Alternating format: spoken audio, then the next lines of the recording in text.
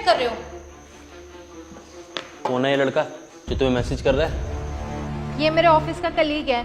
Boss ने urgent काम दिया था हमें करने के लिए, तो इसीलिए शाम को मिलने के लिए बुलाया। झूठ मत बोलो, मुझे सब पता चल गया। तुम्हारा ऑफिस का कुलीग है या तुम्हारा नया आशिक है?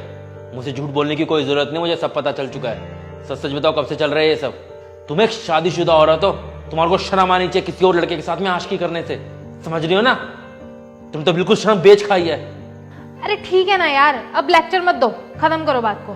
तुम्हें बिल्कुल भी एहसास नहीं है कि तुमने क्या किया है? हैं? बिल्कुल ही बेशर्म हो तुम तो। गुस्सा तो इतना थप्पड़ मार के तुम्हारा मुंह सुझा दूं मैं।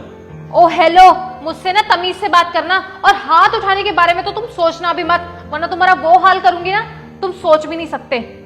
मुझसे ना ऊंची आवाज में बात करने की कोई जरूरत नहीं है, समझ रही हो? अगर डिवोर्स दे दिया ना तो 2 दिन का तुम्हारी अकल ठिकाने आ जाएगी। तुम क्या मुझे डाइवोर्स दोगे? मैं तो खुद ही तुम्हारे साथ नहीं रहना चाहती थी। जा रही हूं मैं, तुमसे तो ना मेरा वकील बात करेगा।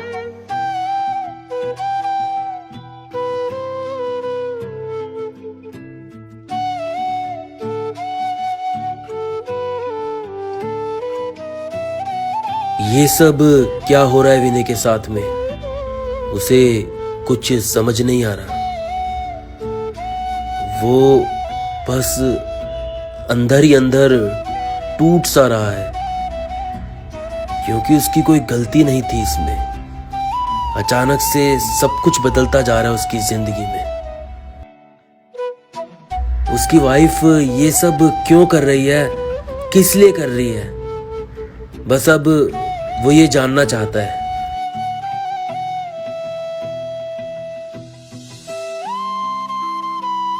विनय, तूने फैसला कर लिया है क्या डिवोर्स लेने का? हाँ डैड, मैं इस औरत के साथ और नहीं रह सकता। रिंकी ने मुझे धोखा दिया डैड, मैं कैसे एक्सेप्ट करूं उसे? मैं दिल से उसे कभी एक्सेप्ट नहीं कर सकता, मुझे डिवोर्स चाहिए उससे बस। विनय, मैं तो ये कहूँगा एक बार फिर ठंडे दिमाग से सोच ले, क्योंकि रिश्ते बहुत नाजुक होते हैं और इसके फैसले इतनी जल्दी नहीं लिए जाते।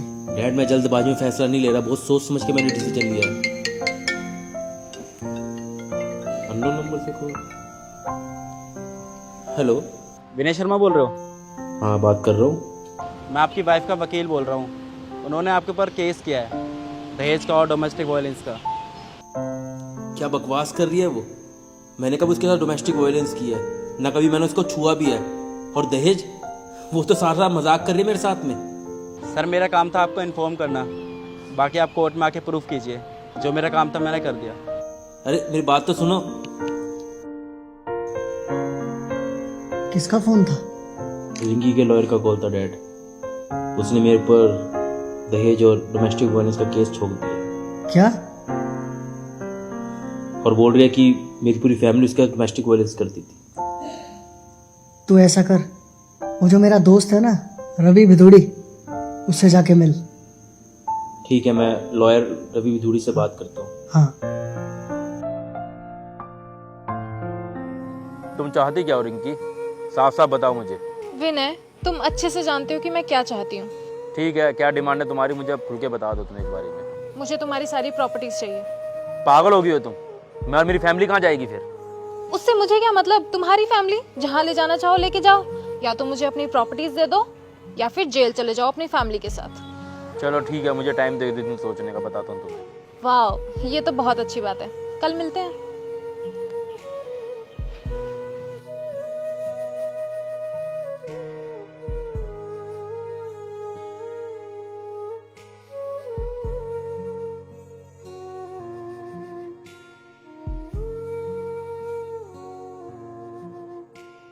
देखिए मिस्टर विनय, आपकी वाइफ ने आपके ऊपर डॉवरी और डोमेस्टिक वायलेंस का केस लगाया है। इसमें कोई कुछ नहीं कर सकता। देखिए रवि सर, आप इतने बड़े लॉयर हैं, कोई तो रास्ता होगा आपके पास में। मिस्टर विनय, वो तो बात की बात है, उससे पहले आपको जेल जाना पड़ेगा, क्योंकि ये केस नॉन बेलेबल है।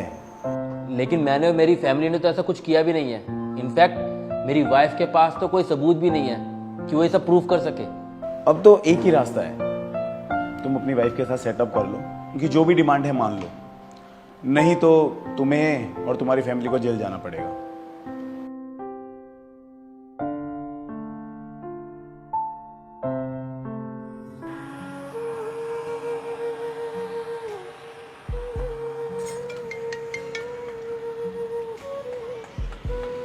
हाँ बोलो विनय। ठीक है रिंकी, मैं तुम्हारी डिमांड्स मानने के लिए तैयार हूँ। तुम्हें मेरी प्रॉपर्टी चाहिए ना, मैं तुम्हारा नाम कर दूंगा। कल मुझे ईटी रोल मिलना, मैं प्रॉपर्टी के पेपर लेकर वहीं आऊँगा। Wow that's great. मुझे नहीं पता था कि तुम इतनी जल्दी मान जाओगे। ठीक है फिर मिलते हैं कल। बाय। बाय।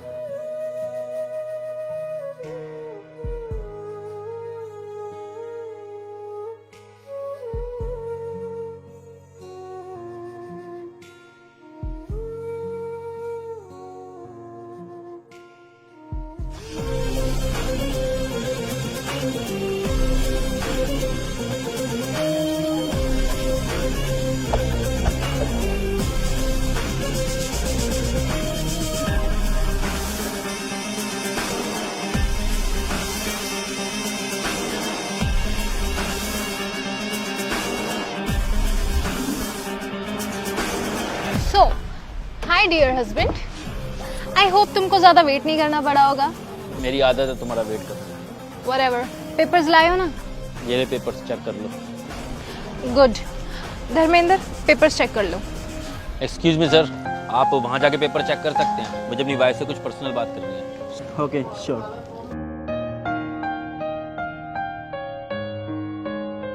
क्यों कर रहे हो रिंकी ये सब तुम? तुमको नहीं पता?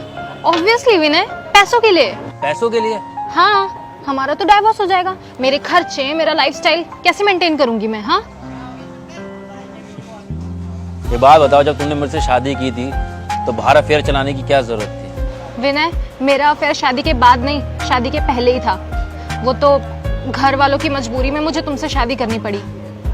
मैं तो किसी और से ही प्यार करती थी। तो तुम अपने बॉयफ्रेंड के पास जा रही हो तो तुम मेरे से प्रॉपर्टी की डिमांड क्यों कर रही हो? अगर मेरा बॉयफ्रेंड इतना ही रिच होता तो मेरे घर वाले मेरी उससे शादी ना करवा देते।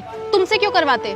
रिंकी, तुम बहुत गलत कर रही हो मेरे साथ और मेरी फैमिली के साथ में। देखो विनय, मेरे साथ ये इमोशनल गेम खेलने की जरूरत नहीं है। जिस काम के लिए मैं यहाँ आई हूँ ना, वो काम पूरा कर दो ताकि मैं हैप्पीली चली जाऊँ। मैम मैंने पेपर चेक कर लिए, पेपर ओके हैं।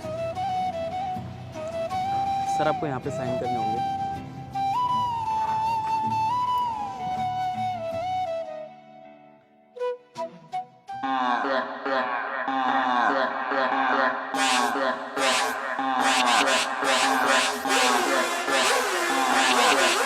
तुम पागल हो गए हो क्या? दिमाग खराब है तुम्हारा? भूल गए क्या मैं तुम्हारे साथ क्या क्या कर सकती हूँ? क्या कर सकती हो तुम? 2 केस ऑलरेडी लगा चुकी हूँ। तीसरा लगा दिया ना तो हालत खराब हो जाएगी तुम्हारी। तो तुम मेरे पर झूठा केस करोगी? हाँ, करूंगी झूठा केस, ताकि तू और तेरी फैमिली जेल में जाके सड़े। अच्छी बात है, तुमने सब कुछ खुद ही कबूल कर लिया। मैंने सब कुछ इस मोबाइल में रिकॉर्ड कर लिया और ऑनलाइन भी सब रिकॉर्ड हो रहा था। क्या बकवास कर रहे हो तुम? बकवास नहीं है ये, तुमने मजबूर कर दिया मुझे सब करने के लिए। पता है, मैं सभी लॉयर से मिल चुका हूँ, कोई मेरी हेल्प नहीं करने के लिए तैयार। फिर मैं अपने पिता से मिला।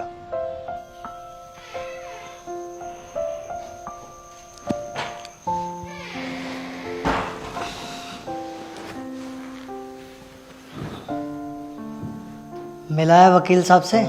मिल के आया हूँ डैड। वकील साहब तो यही बोल रहे हैं कि वो कुछ नहीं कर सकते इसलिए, क्योंकि उसने डोरी और डोमेस्टिक वायलेंस का जो केस ठोक दिया है वो नॉन बेलेबल है। जेल तो होके रहेगी। अरे पर हमने तो कुछ किया ही नहीं है। वही तो मैंने कहा कि मुझे कुछ सलाह दो, तो उन्होंने यही बोला कि बस रिंकी से जाके बात करे और कोई उसके साथ में सेटलमेंट करे। रिंकी जो चाहती है वही होगा, चाहे उसकी गलती है या नहीं है। तो तूने रिंकी से बात की? मैंने कॉल किया था डैड उसको। पता है उसने क्या कहा? वो कह रही सारी की सारी प्रॉपर्टी उसके नाम कर दें, तब वो ये केस से तुम्हारे को छोड़ेगी। तू ऐसा कर, एक बार रिंकी से बात कर और उसकी हर बात की ना वीडियो रिकॉर्डिंग कर ले। तो उसको मिलने के लिए बुलाऊं मैं? हाँ, उससे मिल और उसकी एक एक बात की रिकॉर्डिंग कर।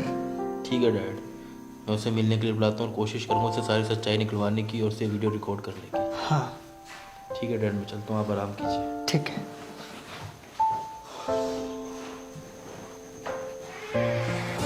अच्छी सलाह दी मेरे डैड ने, जो मैंने तुम्हारी सारी बातें रिकॉर्ड कर लिया। देखो विनय, हम सॉर्ट आउट कर लेते हैं, ज़्यादा बड़ी बात नहीं है।